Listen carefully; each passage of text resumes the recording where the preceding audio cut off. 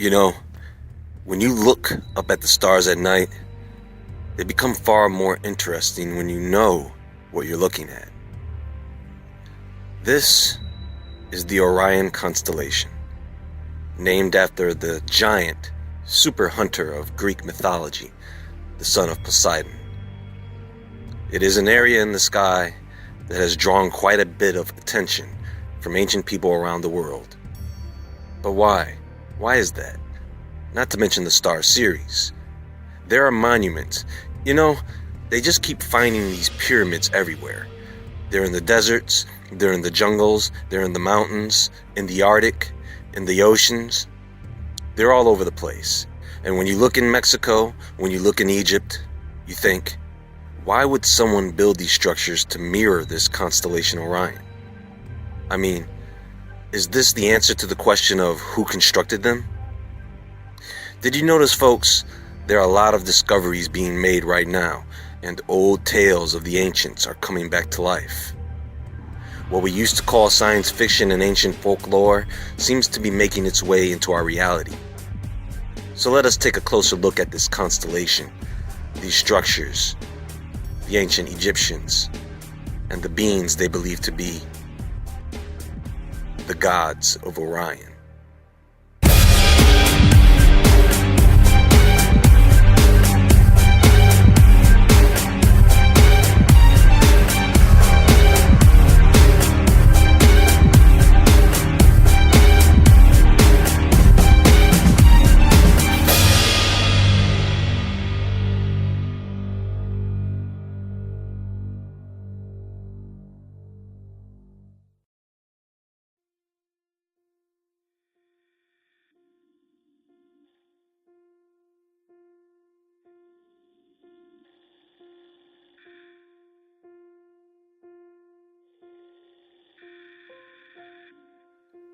Orion is one of the most famed constellations in our night sky, and can be clearly observed between the months of November and February. In the southwest sky if you live in the northern hemisphere, or the northwest sky if you live in the southern hemisphere.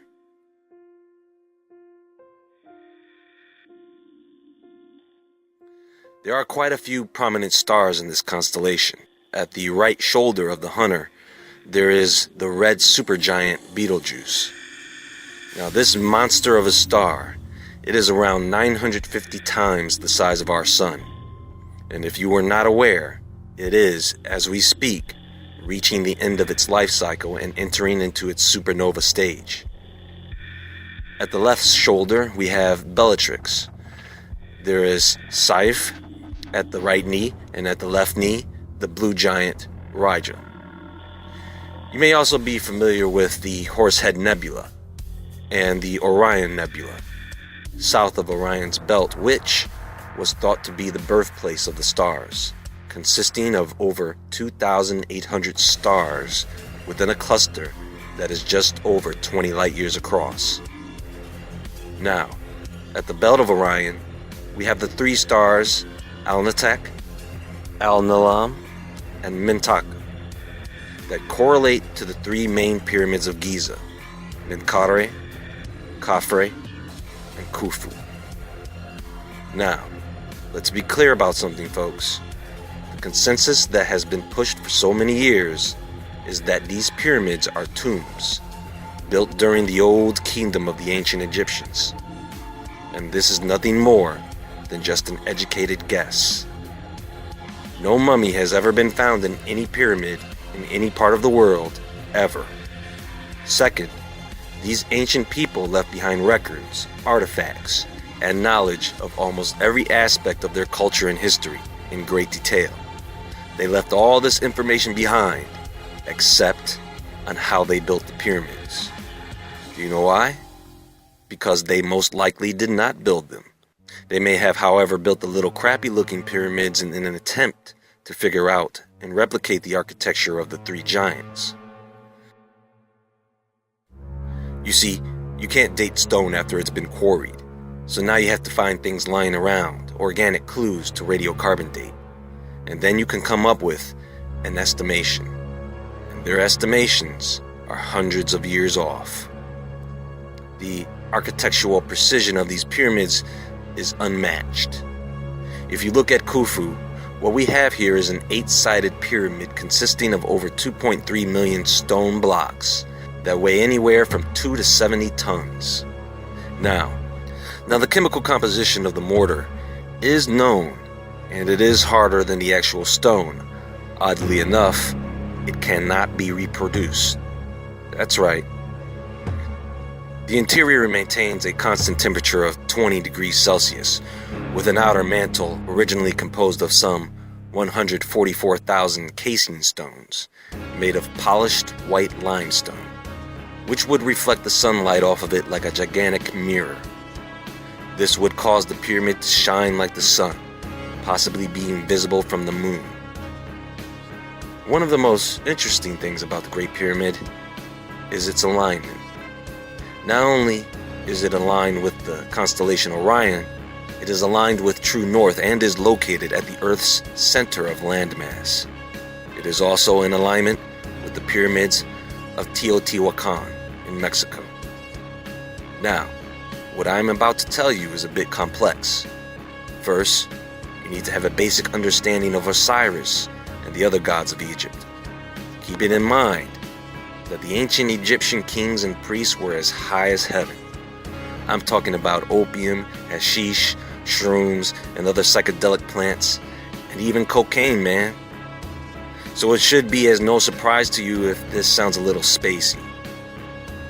So, at the head we have the god king Osiris, represented by Orion. By his side is Isis, his sister and queen, represented by the star Ceres. Then we have Set and his sister wife Nephthys. Yes, they're all family. In fact, hooking up with your sister was a very common practice among the ancient people of Egypt and almost every king that ever ruled the land. Now Set was jealous of the power of his brother, and one day he ended up murdering him. Sound familiar? He did this by luring him into a trap. He took the measurements of Osiris and constructed a golden coffin. He challenged anyone to be able to fit into the coffin. If they could, then the coffin would be theirs to keep. Osiris took this challenge, and once inside the coffin, Set had trapped him inside and buried him alive underwater. Now Isis, of course, being the good sister wife she was, went on a sole quest to find her missing brother husband. And she would have, if Set didn't find him first. Somehow, the coffin Osiris was buried in was rediscovered, and before Isis could find the evidence, Set separated the remains of his brother and scattered them. But Isis found the scattered remains of her husband. Everything except his genitals. She then pieced them back together and formed an artificial phallus for him, so that she could have sex with him and conceive a child. And she did, sending Osiris to the underworld to rule the dead. Their son Horus would be his reincarnate. This is just one version of the story, and over the years, things have been added and things have been taken out. Now, Osiris is an Ennead god in the creation myths, but there are 8 other deities, or gods, or demons.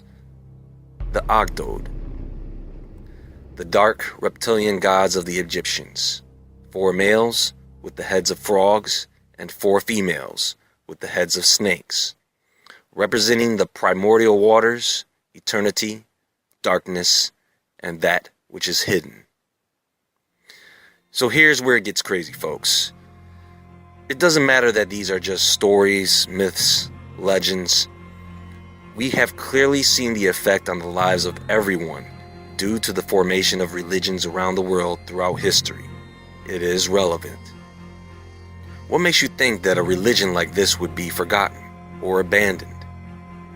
And if there is a person or group of people that still worship these gods, what rituals do you think they would engage in?